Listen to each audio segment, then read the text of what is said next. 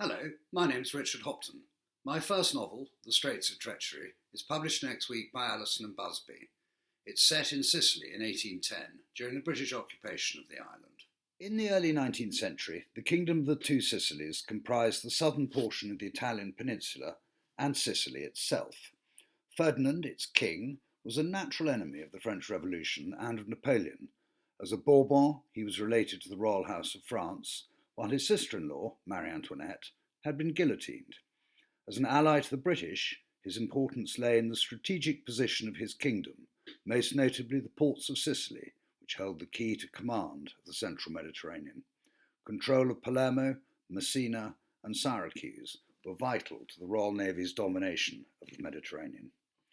When the French armies crossed into Ferdinand's mainland dominions in February 1806, little attempt was made to defend the kingdom, and the victorious French were soon in the capital, Naples. Ferdinand, Queen Maria Carolina, and the rest of his family fled to Palermo, the Queen and their children aboard a Royal Navy warship. The French invasion of the mainland portion of the Kingdom of the Two Sicilies proceeded apace.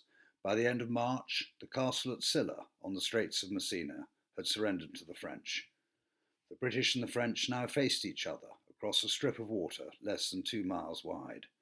Nowhere on the European continent were the two implacable enemies closer to one another. This was now the front line of a global war. Napoleon urged his brother Joseph, now installed as King of Naples, to invade Sicily, but the British were equally determined to retain their hold on the island. The Straits of Messina may be narrow, but they are notoriously difficult to navigate, with strong currents making life especially hazardous for sailing vessels. Not for nothing had the ancient myths of Scylla and Charybdis acquired such a potent reputation. Gradually, the British improved the island's defences, while the new French King of Naples, Napoleon's dashing cavalry commander and brother-in-law, Joachim Murat, was desperate to invade the island.